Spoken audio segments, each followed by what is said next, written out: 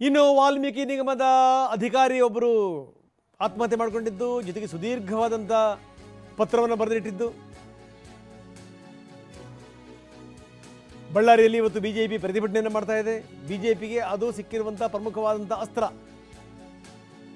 ಬೆಳಗ್ಗೆ 10:30ಕ್ಕೆ ಕನಕದುರ್ಗಮ್ಮ ದೇಗುಲದಿಂದ ಮೆರವಣಿಗೆ, Ballari DC ಕಚೇರಿವರೆಗೆ BJP ಪ್ರತಿಭಟನಾ ರ್ಯಾಲಿ ಮಾಡುತ್ತೆ. ಬೇರೆ ಬೇರೆ ಭಾಗದಲ್ಲೂ ಕೂಡ ಬಿಜೆಪಿ ಈಗಾಗಲೇ ಪ್ರತಿಭಟನೆಯನ್ನು ಮಾಡ್ತಾ ಇದೆ. ಶ್ರೀರಾಮುಲು, ಸೋಮಶೇಖರ್ ರೆಡ್ಡಿ ನೇತೃತ್ವದಲ್ಲಿ ನಡೀತಿರುವಂಥ ಹೋರಾಟ ಇದು.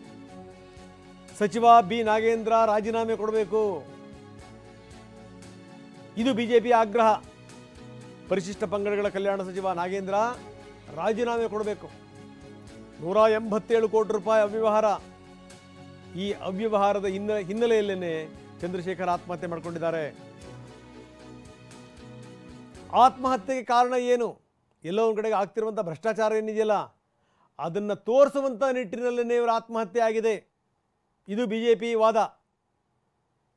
ಇದು ಒಳಗಡೆ ಇರುವಂಥ ಬ್ರಹ್ಮಾಂಡ ಭ್ರಷ್ಟಾಚಾರಕ್ಕೆ ಒಂದು ಉದಾಹರಣೆ. ಮೆಲ್ವಿನ್ ಲಿವಿಸ್ ಹಂದಿ ಸಾಕಾಣಿಕೆ ಮಾಡಿ ವರ್ಷಕ್ಕೆ 1 ಕೋಟಿ ಗಳಿಸ್ತಿದ್ದಾರೆ. ನೀವು ಕೂಡ ಅವರಿಂದ ಕಲಿಬೇಕಾ? ಅವ್ರ ಜೊತೆ ವಿಡಿಯೋ ಕಾಲ್ನಲ್ಲಿ ಮಾತಾಡಬೇಕಾ? ಈಗಲೇ ಫ್ರೀಡಮ್ ಆ್ಯಪ್ ಡೌನ್ಲೋಡ್ ಮಾಡಿ. ಚಂದ್ರಶೇಖರ್ ಒಂದು ಡೆತ್ ನೋಟ್ ಕೂಡ ಬರೆದಿಟ್ಟಿದ್ದಾರೆ. ಅದರಲ್ಲಿ ಬೇರೆ ಬೇರೆಯವರ ಹೆಸರನ್ನು ಉಲ್ಲೇಖಿಸಿದ್ದಾರೆ. ಯಾರ್ಯಾರಿಗೆ ಎಷ್ಟೆಷ್ಟು ಏನು ಎತ್ತ ಅದೆಲ್ಲದರ ಬಗ್ಗೆನೂ ಕೂಡ. ಒಟ್ಟು 187.33 ಕೋಟಿ, 187 ಕೋಟಿ 33 ಲಕ್ಷ ರೂಪಾಯಿ ಲೂಟಿ ಮಾಡಿದ್ದಾರೆ ಇದಕ್ಕೆ ಸಂಬಂಧಪಟ್ಟಂಗೆ ಅಂತ. ಬನ್ನಿ, ಇದಕ್ಕೆ ಸಂಬಂಧಪಟ್ಟಂಗೆ ಸಿಟಿ ರವಿ ಮಾತಾಡಿದ್ರು, ಏನು ಹೇಳಿದ್ರು ನೋಡೋಣ. ಪರಿಶಿಷ್ಟ ಪಂಗಡಗಳ ಅಭಿವೃದ್ಧಿಗೆ ಬಳಕೆ ಆಗಬೇಕಾದಂಥ, ಅದರಲ್ಲಿ ಗಂಗಾ ಕಲ್ಯಾಣ ಬೋರ್ ಕೊಡಿಸ್ಲಿಕ್ಕೆ, ಭೂ ಒಡೆತನ ಯೋಜನೆ ಅನ್ವಯ ಭೂಹೀನ ಪರಿಶಿಷ್ಟ ಪಂಗಡದ ಜನರಿಗೆ ಭೂಮಿ ಖರೀದಿಗೆ, ವಾಹನ ಖರೀದಿಗಳಿಗೆ ಬಳಕೆ ಆಗಬೇಕಾದಂಥ ಹಣ ನಕಲಿ ಖಾತೆಗೆ ಟ್ರಾನ್ಸ್ಫರ್ ಹೇಗಾಯಿತು? ಇದು ಎಲ್ಲದರ ಸಮಗ್ರ ತನಿಖೆಯ ಅವಶ್ಯಕತೆ.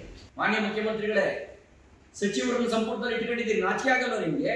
ಇದನ್ನ ಬರೀ ಭ್ರಷ್ಟಾಚಾರ ಅಂದ್ರೆ ಸಾಕಾಗಲ್ಲ, ಬರೀ ಲೂಟಿ ಅಲ್ಲ, ಇದು ಹಗಲು ದರೋಡೆ. ಪರಿಶಿಷ್ಟ ಪಂಗಡಗಳ ಅಭಿವೃದ್ಧಿಗೆ ಬಳಕೆ ಆಗಬೇಕಾದಂತ ಹಣವನ್ನ ಈ ರೀತಿ ನಕಲಿ ಖಾತೆಗೆ ವರ್ಗಾಯಿಸಿ ಡ್ರಾ ಮಾಡ್ಕೊಂಡಿರೋದು ಹಗಲು ದರೋಡೆ.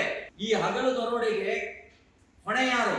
ನೀವೇ ಹೊಣೆ ಹೊತ್ಕೋಬೇಕಾಗುತ್ತೆ. ಹಗಲು ದರೋಡೆಗೆ ಹೊಣೆ ಈ ಕ್ಷಣದಿಂದಲೇ ಸಚಿವರನ್ನ ವಜಾ ಮಾಡಬೇಕು, ಕೊಲೆ ಮೊಕದ್ದಮೆ ದಾಖಲಿಸಬೇಕು, ಬಂಧಿಸಬೇಕು. ಇದಲ್ಲದಲೇನೆ ಇದರ ಸಮಗ್ರ ತನಿಖೆಗೆ ಹಾಲಿ ನ್ಯಾಯಾಧೀಶರ ನೇತೃತ್ವದಲ್ಲಿ ತನಿಖೆ ನಡೆಸಬೇಕು ಅಂತ